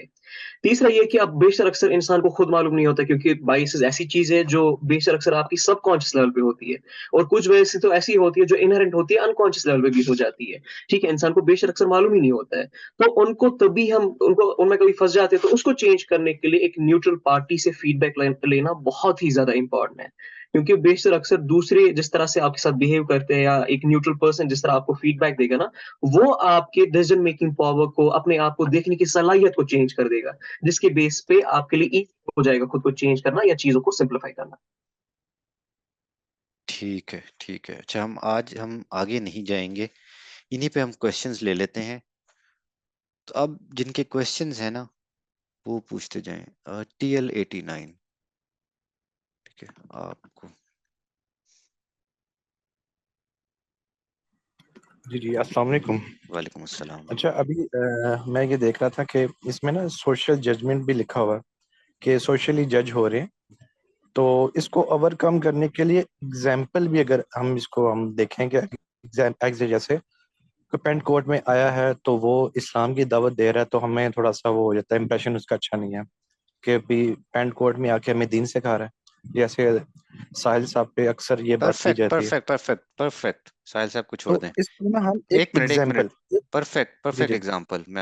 बड़ी आपने बेहतरीन बात की है कि अगर एक शख्स पेंट कोट में आया है, अगर वो आके ना मुझे फिजिक्स का लेक्चर दे रहा है, तो मैं बिल्कुल सुनूंगा। मैं कहूंगा ये इंटेलेक्चुअल ही होगा, ये PhD है, ये स्टैनफोर्ड से PhD करके आया हुआ है। लेकिन जब वही शख्स अगर अगर एक वो इस्लाम की दावत दे रहा है, ठीक है, तब मैं उसको वो हाई रेटिंग नहीं दे रहा हूँगा। सोशल जजमेंट, जबरदस्त। आगे चलें, बड़ी अच्छी अच्छा, एग्जांपल दिया इसमें आपने। मैं ये कह रहा था कि इस चीज को हम ओवरकम करने के लिए, ठीक है, ये रिफ्रेमिंग भी है, शिफ्टिंग द रिट्रोस्पेक्टिव भी है, या न्यूट्रल पार्टी से हम उसकी ले लें फीडबैक वगैरह। लेकिन इसमें ना एक एग्जांपल सेट कर दीजिए कि वो पैंट कोट वाले बंदे को इतना कोई वो अपने आप को इतनी वो अथॉरिटी पे ले आए कि फिर ये स्टिग्मा या ये जो ऑब्जेक्शन लग रहा है उसके ऊपर, या जजमेंट हो रही है, वो जजमेंट खत्म हो जाए। क्योंकि मेन नहीं नहीं नहीं पर्पस नहीं, हमारा एक यहाँ मिनट, रुक जाए रुक जाए रुक जाए। पता है आप गलत तरफ जा रहे हैं। ये जो इम्प्रेशन एरर है ना, ये मेरे में आया हुआ है। या आप में आया हुआ है उस शख्स को देखने के। उस शख्स ने तो अभी तक कुछ किया ही नहीं, उस शख्स का तो कोई कसूर ही नहीं है, मैं अपने आप को ठीक कर रहा हूँ। तो वो अथॉरिटी पे जाए या ना जाए, अगर मैंने उसके खिलाफ ना हॉर्न इफेक्ट बना ली है, या मेरे जहन ने उसको पहले ही जीरो कर दिया है, फिर वो कितनी भी सही बात कर रहा हो मेरा जहन सुनेगा ही नहीं। तो उसने अपने आप को और इम्प्रूव करके नहीं दिखाना मुझे, मैंने अपने आप को ठीक करना है। ये हम अपनी बात कर रहे हैं अभी, कि अगर हम हॉर्न इफेक्ट या हेलो इफेक्ट किताबें हैं, ठीक है, उस शख्स का क्या कसूर है, वो तो पहले भी सही था। हॉर्न इफेक्ट तो मेरे अंदर आया है ना, कि मैंने उसकी पैंट शर्ट देख के फैसला कर लिया कि ये मेरे शख्स। मेरा कहने का मतलब ये है ना कि अगर मेरे अंदर आया तो वो आया क्यों, उसकी बेसिस क्या थी ना। हमने उस बेसिस को जो है ना स्टडी करके उसके ऊपर हमने काम करना है ना। अब मैंने किसी को एज ए एग्जांपल देखा ना, कि मैंने कभी किसी को पैंट कोट में दीन सिखाते हुए नहीं देखा, तो मेरी जजमेंट तब बनी ना, तब मुझे मेरे अंदर ये चीज आई। तो मैं ये कह रहा हूँ कि यस, मैं जब इस चीज को देखूंगा ना सामने अपने एग्जाम्पल पे, एज ए अथॉरिटी किसी चीज को लेकर ना, फिर मेरी वो जज में जो जो बेस मेरी बनी थी ना, वो आस्ते आस्ते चेंज होना शुरू हो जाए कि नहीं बिल्कुल, नहीं यानी है, आप मतलब रीफ्रेमिंग एग्जाम्पल्स। करेंगे। बिल्कुल। हाँ, रिफर्मिंग कह लें, एग्जाम्पल्स हम सेट करना शुरू हो जाएंगे, या इस तरह के और लोग मतलब जो है ना आना शुरू हो जाएंगे। तो बिल्कुल। फिर मेरी वो जो जजमेंट है जो मेरे क्रिएट हो रही है, तो वो मेरी बेस को हिला देगी। तो फिर बिल्कुल, आप आहिस्ता आहिस्ता मैं अपने उस उस चीज से फ्रेम निकल। को तोड़ेंगे और रीफ्रेम करेंगे अपने आप को। बिल्कुल ठीक, अच्छी एग्जांपल दिया आपने। कोई और, किसी का कोई सवाल? अब इनके सवाल हैं, काइंडली। जिशान इकबाल, ओके, आपका हैंड रेस था। अहमद, अगर आपका कोई क्वेश्चन है। जी जी, अस्सलाम वालेकुम। वालेकुम सलाम, आपका कोई क्वेश्चन है? जी जी, जी। देखें अभी जो भाई ने बात की है साहिल अदीम के बारे में कि वो पेंट कोट पहन के आते हैं और फिर इस तरह वो एक जजमेंट सर, शुरू हो हेलो जाती है। इफेक्ट या हॉर्न इफेक्ट पे क्वेश्चन है तो करें ना। अब हम उनके उनके सवाल या उनकी एग्जाम्पल पे क्वेश्चन ना करें तो अच्छा है। मैं आपको मना नहीं कर रहा हूँ, मैं आपको वैसे बता रहा हूँ ताकि सबका, क्योंकि अब इससे होता ये है कि हम किसी और तरफ चल पड़ते हैं। जी जी, मतलब आप बेशक नई एग्जाम्पल दें और फिर सवाल करें। आप चलें एक ऐसा कर लेते हैं कि एक शख्स है जी। जिसने दाढ़ी नहीं रखी हुई और वो आके जो है वो दीन की तबलीग कर रहा है, ठीक है। और मेरे अंदर जो है वो हॉर्न इफेक्ट पैदा हो रहा है, ठीक है। तो वो क्यों हो रहा है? क्योंकि मैंने स्टडी की हुई है, मुझे पता है कि यार दाढ़ी जो है वो फर्ज है, ठीक है। और एक बंदा जो कि फ़राइज़ पूरे नहीं कर रहा और वो इस पे आ गया है, तो हॉर्न इफेक्ट तो फिर नेचुरली बनेगा। बिल्कुल, तो सवाल क्या है? आप सवाल ये मेरा पूछ रहे यही हैं है। कि जब ऐसे वक्त में नेचुरली बनेगा तो क्या किया जाएगा? जी जी, ठीक है, ठीक है। तो अब आपने करना क्या है? अब यही तो आपने अपनी वो बायसनेस को तोड़ना है ना। तो आपने अपने इस फ्रेम से निकल के सोचना पड़ेगा आपको, कि आपने ये नहीं देखना कि अगर सिर्फ इसी एग्जाम्पल की मैं बात करूं कि कौन कह रहा है, आपको ये देखना पड़ेगा कि वो क्या कह रहा है। ठीक है, बड़ी सिंपल चीज है ना, यही यही समझाया जाता है ना, कि ये मत देखो कौन कह रहा है, ये देखो क्या कह रहा है। ठीक है, तभी जी हम जी, अपनी इस चीज से बाहर निकलेंगे ना। अगर हम अपना जो हॉर्न इफेक्ट बना लिया कि भाई एक लम्हे को मैं अपना पर्सपेक्टिव या अपनी चीज उसको छोड़ के उसकी बात तो सुनूं, तभी मैंने अपना हॉर्न इफेक्ट उसके गिर्द बना लिया है। और जो खैर अगर उससे मिलनी है वो भी मैं नहीं ले पा रहा। तो इसका तरीका यही है कि हमें अपने अपने जरा क्रिटिकल थिंकिंग करनी पड़ेगी, अपना पर्सपेक्टिव। ठीक है, इसमें आपको अपना पर्सपेक्टिव को सिर्फ शिफ्ट करना है। ठीक है, आपको चेंज नहीं कर लेना, ताकि आप अगले शख्स को एक अलाउंस दें कि आप उसकी बात तो सुन सकें। हो सकता है उसकी जी बात के जी, बाद भी आप इसी फैसले पे पहुंचे जो आप पहले पहुंचे थे, जो हमने यहाँ किया हुआ है कि भाई यू आर नॉट गुड। ठीक है, ये इफेक्ट भी यही निकले, और जो आपने पहला इंप्रेशन बनाया था वो भी यही निकले। तो करेक्ट जजमेंट होगी बिल्कुल। लेकिन उस शख्स को एक मौका तो देना पड़ेगा। तो यही तो हमें रियलाइज करना है कि कहाँ हम बायस्ड होके कर रहे हैं। इस ऐसे केस में feedback from a neutral party बड़ी इंपॉर्टेंट है, कि अगर आप हॉर्न इफेक्ट के अंडर हैं तो कोई आपकी हेल्प कर सकता है। कि उस शख्स का पर्सपेक्टिव या उस शख्स का पॉइंट आपको समझाने में। Thank you. अच्छा, एक क्वेश्चन हम और ले लेते हैं। उससे पहले बड़ी इंपॉर्टेंट चीज, यहाँ फीडबैक फॉर्म शेयर हुआ है, आप जरूर फीडबैक दें और जो क्वेश्चंस हैं वो भी लिखें, क्योंकि पहले ही हमारा सेशन बहुत ऊपर जा चुका है। क्योंकि मैं इसको इंटरेक्टिव ही रखना चाहता था ताकि हम सब मिलके सीखें एक दूसरे से एग्जाम्पल्स। जब सब बोल रहे होते हैं तो बड़ा फायदा होता है, दूसरों के पर्सपेक्टिव से ना सिर्फ हम सीखते हैं बल्कि एक दूसरे को करेक्ट भी कर रहे होते हैं। और मैं भी बहुत कुछ सीखता हूँ आप लोगों से, तो इसलिए ये बहुत ज़रूरी था इंटरेक्टिव रखना। इसलिए मैं लास्ट पे ज़्यादा क्वेश्चंस अब नहीं ले पाऊंगा, एक क्वेश्चन और ले लेते हैं। जिनके क्वेश्चंस रह जाएंगे वो बिल्कुल फीडबैक फॉर्म में लिखें, ठीक है। फीडबैक फॉर्म में एक ऑप्शनल फील्ड भी है जहां आप अपना फ़ोन नंबर दे सकते हैं, तो आपको उन पे भी रिप्लाई कर देंगे, वरना ईमेल एड्रेस पर। तो आप प्लीज़ अपने क्वेश्चन इसमें लिखें। अच्छा, जिनको अभी तक मौका नहीं मिला ना, TL15 हनीफा।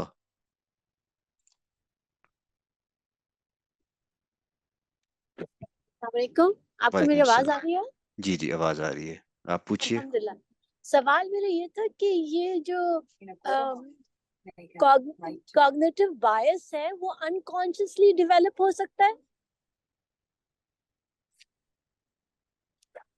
अच्छा, देखें, जिस तरह टेक्निकली ना पहले को गाबित ने भी समझाया था, कॉग्निटिव बायस का मतलब ही ये होता है कि वो बायस जो कि हमारे माइंड ने आसानी पैदा करने के लिए बना दी हो, यानी कि एक मेंटल शॉर्टकट है कि हर दफा पूरी इंफॉर्मेशन प्रोसेस करने के बजाय आपका माइंड एक्सपीरियंस या प्रेफरेंस की बेस पे फैसला कर दे, ताकि आप फौरन फैसला कर सकें, ठीक है। वरना अगर हर हर चीज पे आप दोबारा बैठ के पूरा पूरा सोच रहे होंगे तो ये एक इनएफिशिएंट वे हो जाएगा। तो ये एक मेंटल शॉर्टकट होता है, ठीक है। तो ये इसका जो है ना, क्योंकि प्रोसेस माइंड में होके आ रहा होता है, तो ये कॉन्शियस जरूर होता है डिसीजन। आप इसलिए अनअवेयर होते हैं क्योंकि आप उसके यूज टू हो गए होते हैं। वो चीज इतनी दफा हो रही होती है या आपका माइंड इतनी दफा कर रहा होता है कि आप उससे अनकॉन्शियस होते हैं। आप दोबारा अनम्यूट हो गई हैं। आप उससे अनअवेयर हो सकते हैं, लेकिन होती ये कॉन्शियस बायस ही है।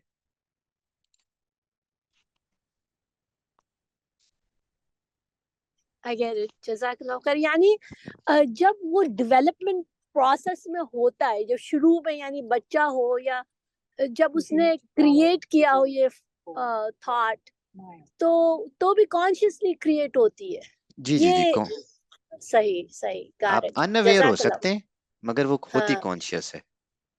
ओके, जज़ाकल्लाह खैरन, अप्रिशिएट दैट। ओके, बहुत बहुत शुक्रिया आप लोगों का। होपफुली आप लोग कुछ समझ आया होगा। इन केस किसी का कोई क्वेश्चन है जो रह गया है, मैं दोबारा रिपीट कर रहा हूँ, फीडबैक फॉर्म शेयर हो चुका है, प्लीज अपनी फीडबैक जरूर दीजिए। क्वेश्चन है वो भी इसमें लिखें। और वैसे तो हमें ज्यादा पढ़नी थी, we will move on to the next ones अगले किसी सेशन में। तो आप लोगों का बहुत बहुत शुक्रिया। अस्सलाम वालेकुम वरहमतुल्लाहि वबरकातुहू।